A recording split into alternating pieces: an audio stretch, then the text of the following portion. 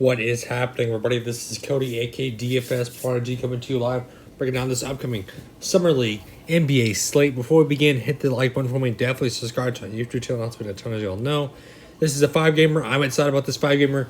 Let's dig in to this slate. So up top on the Cleveland side, we have Okoro, we have Mobley. I think this is going to be the game where they're going to want to sit out one of the two, if not both, because of just the resting purposes.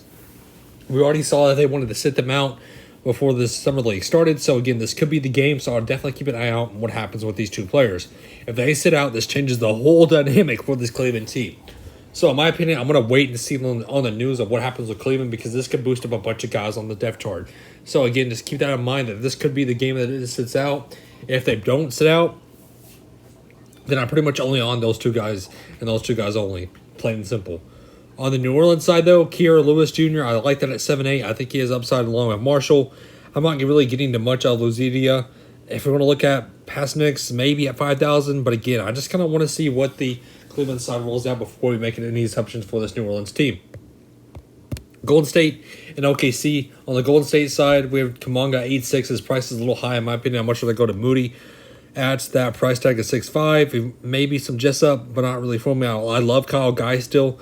At his price tag, the price tag staying steady. And for my opinion, I like that. Gary Payton is still way too cheap. I do like his upside at 4.7. If he just can get the peripheral stats going, I like that out of him. And again, there's not really much else. Maybe some Oliver, who is seeing decent minutes. I want to see his minutes trend up, though, over 20 minutes.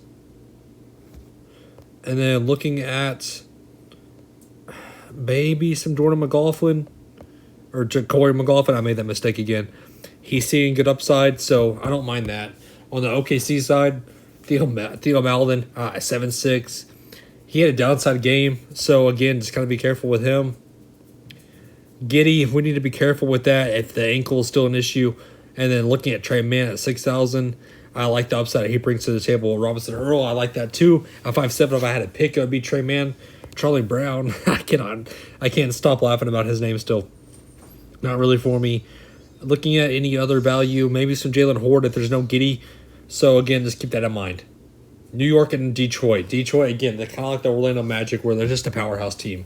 On the Detroit side, Cade Cunningham, again, I liked his upside at 8.7. Do I want him more than Saddiq Bey? I really get the Cunningham. But this is going to be a great game between New York and Detroit. I think this is going to be a killer game to watch. Don't play Isaiah Stewart. He's still not in the Summer League. Killian Hayes at 6.9. Staying steady. Not really for me. If you want to possibly look at Saban Lee, Jericho Sims on the New York side, I'm already skipping to New York. My bad. We're staying on Detroit. I love Luke Garza. I still think that he's way too cheap for the. I wish he would play more minutes. I think he can smash all the minutes that he gets. But now we can go to New York. Looking at the New York side, Quigley and Toppin. It's both these two guys that are just running the show for this team. I like both. You cannot go wrong with either one. So, don't play Kevin Knox. Wayne Sullivan, kind of a downfall game. And like I said, Jericho Sims.